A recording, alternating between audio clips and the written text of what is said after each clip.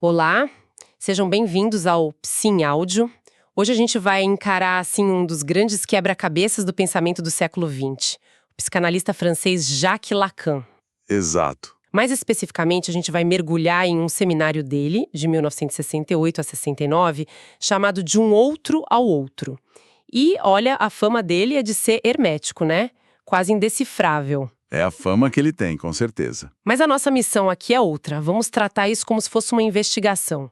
Sabe, Lacan deixou uma série de pistas para a gente responder uma pergunta que é fundamental. Que é como a gente se torna quem a gente é. Isso, e as pistas de hoje são, no mínimo, inusitadas. Um simples pote de mostarda. Parece banal, né? Totalmente. E também uma teoria econômica de Karl Marx e até uma famosa aposta sobre a existência de Deus. A ideia é ver se, no final, essas peças se encaixam e revelam uma imagem surpreendente de como a nossa mente funciona. E o cenário dessa investigação é crucial. A gente está em Paris, logo depois de maio de 68. Um momento de ebulição total. Exato. As universidades, as ruas, está tudo fervendo com questionamentos sobre a autoridade, sobre o saber. Lacan não está isolado, ele está nesse caldeirão, dialogando com filosofia, com matemática e, como você disse, até com Marx. Para dar uma chacoalhada na psicanálise, né? Para dar uma chacoalhada, ele está tentando criar ferramentas novas para entender essa relação super complexa entre o que a gente sabe, a verdade que sempre escapa, o prazer que nos move E a linguagem. e a linguagem que, ao mesmo tempo, nos aprisiona e nos liberta. Certo, então vamos pegar a primeira pista, o pote de mostarda. Parece uma coisa tão do dia a dia, mas para o Lacan, ele serve para explicar uma ideia gigante sobre a linguagem, uma ideia central. Ele diz que um pote só se torna um pote de mostarda por causa da palavra mostarda no rótulo. E o mais estranho, especialmente quando o pote está vazio. Isso parece que vira a lógica de cabeça para baixo. Exatamente, a intenção é essa, é virar a nossa lógica do senso comum de ponta cabeça. Porque o meu instinto diz, primeiro tem a coisa, a mostarda, e depois a gente bota um nome nela. É o que todo mundo pensa. Mas Lacan diz que a operação é inversa. O que vem primeiro é a estrutura da linguagem, o sistema de etiquetas, o que ele chama de significantes. A palavra mostarda não está só descrevendo, ela, na verdade, cria a realidade daquele objeto para a gente. Peraí. Essa é uma ideia bem radical, porque o meu instinto grita que a mostarda tá lá, o conteúdo físico, e a palavra é só um nome que a gente deu. Como assim a palavra vem antes? É o ponto central dele. Pensa assim, o que faz daquele pote um pote de mostarda e não só um recipiente qualquer de vidro? O rótulo, a função que ele tem. A função que a palavra atribui a ele dentro de um sistema. E é aqui que a ideia do pote vazio fica genial. Quando o pote está cheio, a gente foca no conteúdo. Mas quando ele esvazia, o que sobra? Só o vidro e a palavra mostarda. A estrutura. A estrutura. E ele vai ainda mais longe. Ele diz que a verdadeira vida do pote, a vida eterna dele como conceito, começa quando ele está quebrado, furado, tipo os vasos que os arqueólogos encontram em tumbas. Porque o que resta é a forma em torno de um vazio. Exatamente. A linguagem serve para isso, para dar contorno a uma falta. Então a palavra cria a coisa. E a essência dessa coisa é, na verdade, um vazio, uma falta. Isso me lembra, na hora, a definição mais famosa e talvez a mais enigmática dele. O significante é aquilo que representa um sujeito para outro significante. Essa mesma. Sempre pareceu um trava-línguas. E é de propósito, porque ele quer quebrar nossa ideia de um eu que é coeso, autônomo. Vamos tentar uma analogia. Imagina que você é um ponto num mapa de uma cidade. Ok. A sua identidade, você, só existe e só faz sentido em relação a outros pontos. Você está na esquina da rua A com a avenida B, perto da praça C. Você não tem uma identidade no vácuo. Faz sentido. Para Lacan, a gente é exatamente assim na linguagem. O eu, o sujeito, não é uma essência que já estava ali. Ele surge nesse espaço entre as palavras, representado por uma palavra, eu, para todas as outras palavras do nosso universo. Ou seja, a gente não é mestre do que a gente diz. De forma alguma. A gente é, na verdade, um efeito do que é dito. um efeito do discurso. Essa ideia de ser um efeito da linguagem é muito poderosa, mas não só um pouco passiva? Parece que a gente não tem agência, que somos só marionetes das palavras que nos deram. Onde entra o desejo nisso? A nossa vontade. Essa é a pergunta perfeita. E ela nos leva direto para a nossa segunda pista. Karl Marx e o conceito de mais-valia.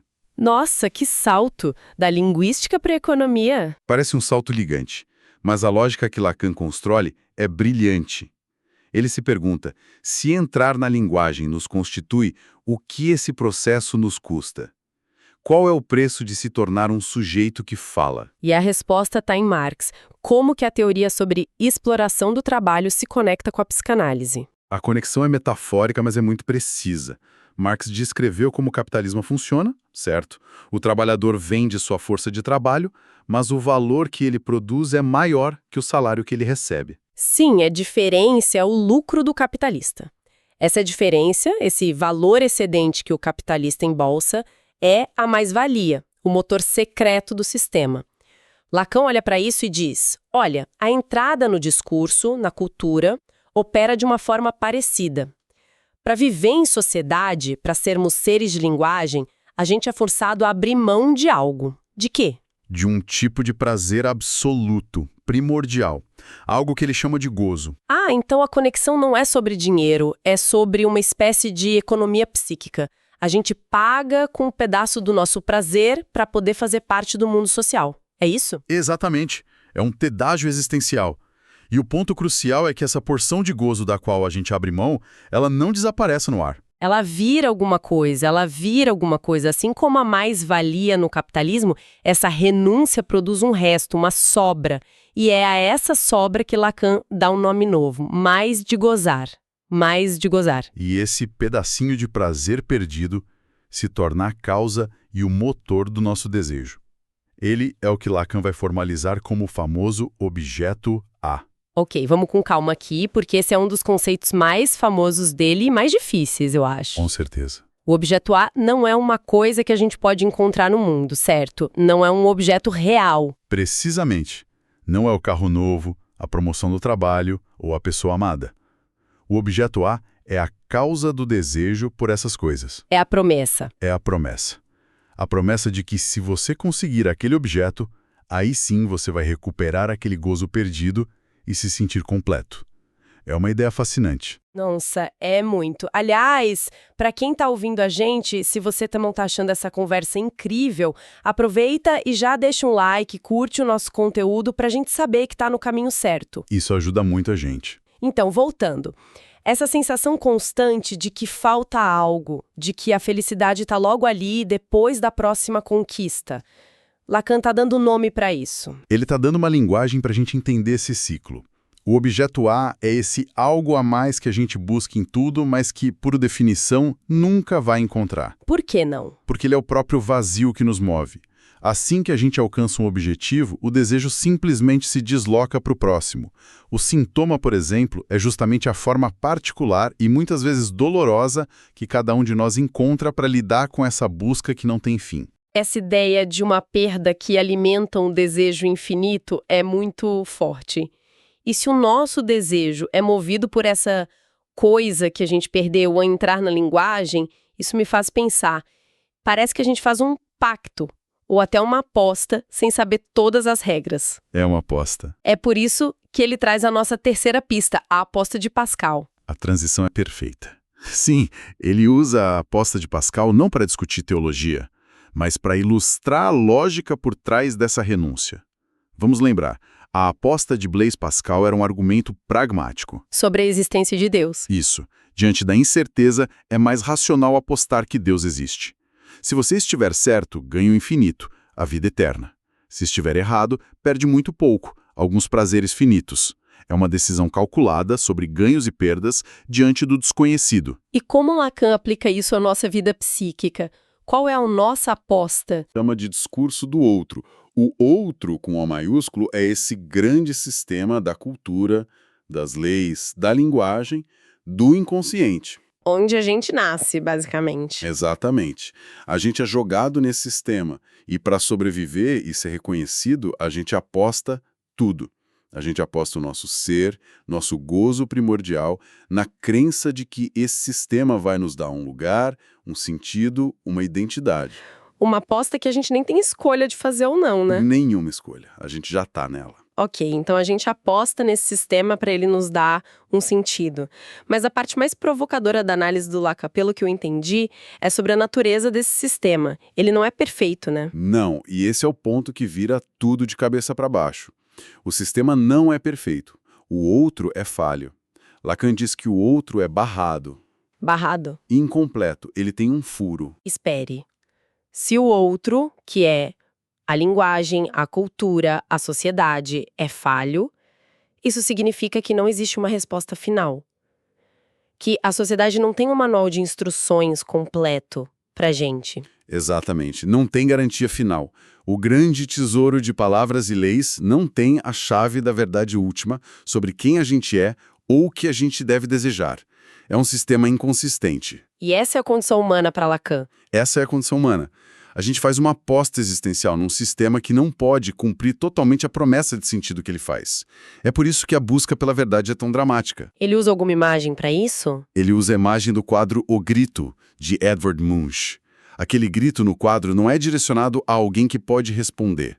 É um grito pro nada. É um grito lançado nesse vazio do outro, nessa falta de garantia. A verdade que a psicanálise encontra, segundo Lacan, não é uma verdade feliz. É uma verdade sobre essa falta, sobre o sofrimento e sobre a impossibilidade de uma satisfação plena. Uau! Então, fomos de um pote de mostarda a Marx e a uma aposta filosófica, e o quadro que se forma é bem complexo. A gente partiu de um pote vazio para descobrir que somos definidos pela linguagem. E que essa entrada na linguagem nos custa um pedaço de prazer. Criando um desejo que nunca se satisfaz. E que o próprio sistema em que a gente aposta para nos dar um sentido é ele mesmo incompleto. É uma síntese excelente. A grande virada que Lacan propõe é que a nossa realidade mais profunda não deve ser buscada na biologia ou na psicologia do senso comum. Ela está na estrutura da linguagem e nas suas consequências lógicas. A gente é moldado pelo que é dito, pelas regras desse jogo simbólico, e talvez o mais importante, a gente é profundamente moldado pelo que não pode ser dito. Por essa falta central. Por essa falta central que a linguagem tenta, sempre em vão, preencher. Isso deixa a gente com muita coisa para pensar. Se fôssemos destilar uma ideia final, uma provocação para quem está nos ouvindo levar consigo, qual seria? Lacan faz uma distinção bem interessante no momento do seminário. Ele diz que a física se distingue da natureza porque no discurso da física as coisas têm consequências lógicas, enquanto na natureza ele diz não há nenhuma. A natureza simplesmente é. E o discurso cria uma cadeia de causa e efeito. Isso, então, um pensamento provocador para se levar é: em que áreas das nossas vidas a gente está confundindo natureza com discurso?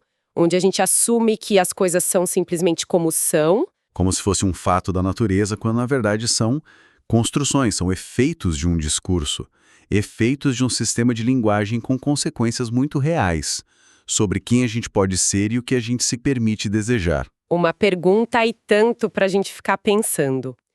Bom, chegamos ao final de mais uma conversa. Foi ótimo, como sempre. Muito obrigada a você que nos ouviu até aqui e não se esqueça de seguir o nosso canal para receber mais áudios sobre psicologia e não perder nenhuma das nossas próximas investigações. Até a próxima!